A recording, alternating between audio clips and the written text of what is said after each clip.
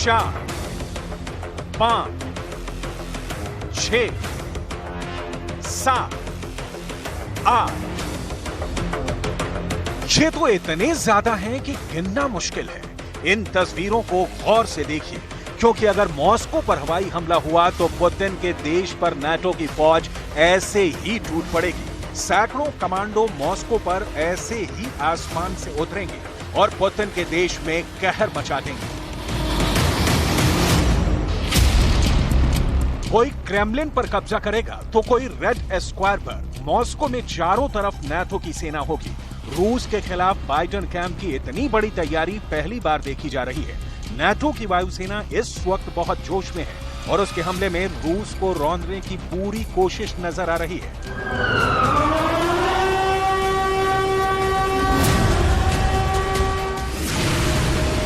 देखिए दूसरे जहाज से कैसे कमांडो उतर रहे हैं। पैराशूट बांधे इन कमांडोज को एक के बाद एक हमले के लिए लॉन्च किया जा रहा है। ये किसी भी युद्ध की सबसे खतरनाक तस्वीर होती है, क्योंकि तब एक फौजी सिर पर कपड़े बांधकर दुश्मन के इलाके में उतरता है और युद्ध शुरू कर देता है। आसमान से उतरती इस किलर मशीन को देखकर किसी भी दुश्मन की रूह कांप जाएगी। ये ऐसी फौज होती है जो कब्जा करने के लिए जान से मार देती है, जो दुश्मन को जिंदा नहीं छोड़ती। आखिर ये सब हुआ कहां? नाटो ने ऐसी दिलेरी कहां दिखाई?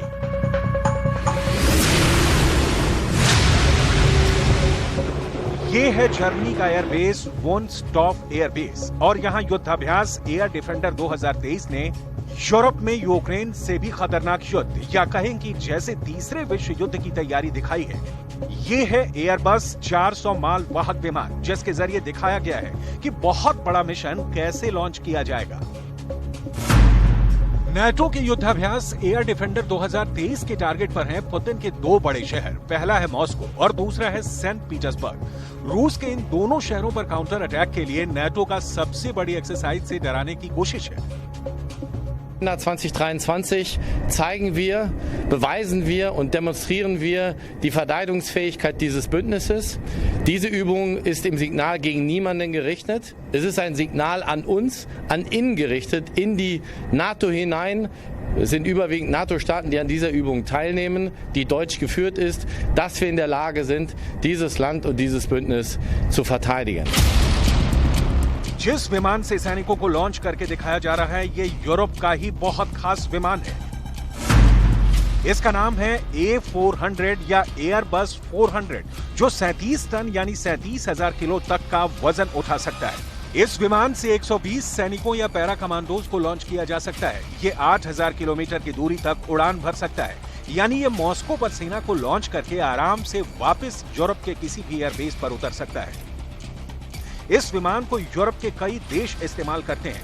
ब्रिटेन से लेकर स्पेन और जर्मनी से लेकर फ्रांस तक पुतिन का हर दुश्मन देश के इस बहुत बड़े मालवाहक विमान से लैस है और अब ये पुतिन के खिलाफ सबसे बड़े हमले की अगुवाई भी कर सकता है। Aus meiner Perspektive senden wir hier ein starkes Zeichen im Endeffekt, dass wir uns um unsere Sicherheit sorgen. Und das, denke ich mal, ist seit dem Einmarsch Russlands in die Ukraine etwas, was nötiger denn je ist.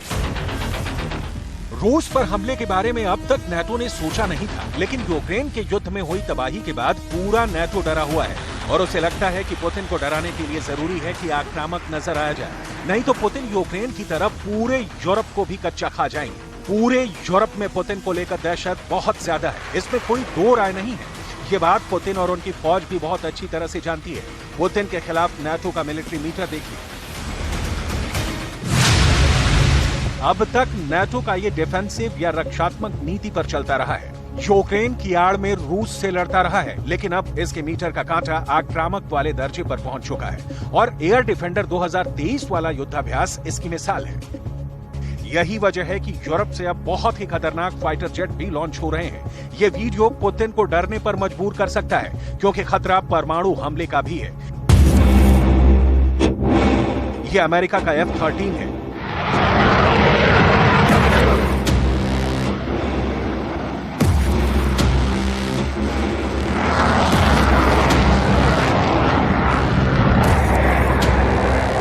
ये Sweden का Gripen है।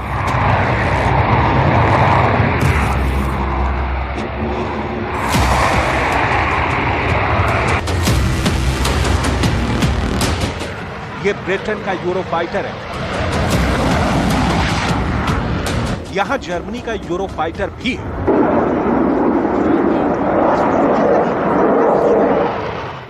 ये France का Rafale fighter है।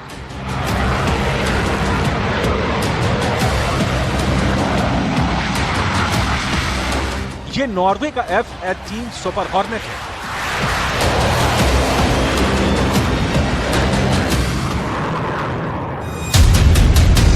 ये Belgium का F-16 है।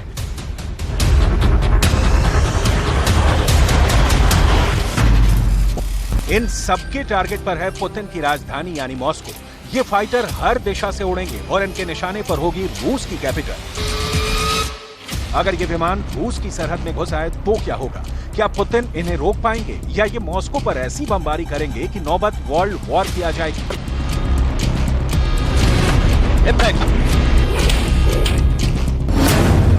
क्योंकि मॉस्को के आसमान में यूरोप के फाइटर जेट पहुंचे तो सीन कुछ ऐसा होगा। धमाके क्रेमलिन से लेकर रेड स्क्वायर के कोने कोने पर होंगे। कोशिश पुतिन की सत्ता को पूरी तरह हिलाने की होगी, लेकिन ऐसी बमबारी अगर हुई तो समझ लीजिए कि फिर विश्व युद्ध होने से कोई नहीं रोक पाएगा। ये खतरा नेटो को भी है, ये पुतिन से लेकर बाइडेन तक जानते हैं। लेकिन डर यही है कि नेटो की फाइटर, चाहे वो F-35 हो या फिर यूरोफाइटर, वो F-16 हो या ग्रिपेन से लेकर राफेल तक पुतिन के शहर पर टूटना चाहते हैं और बम बहुत ज्यादा बरसाना चाहते हैं।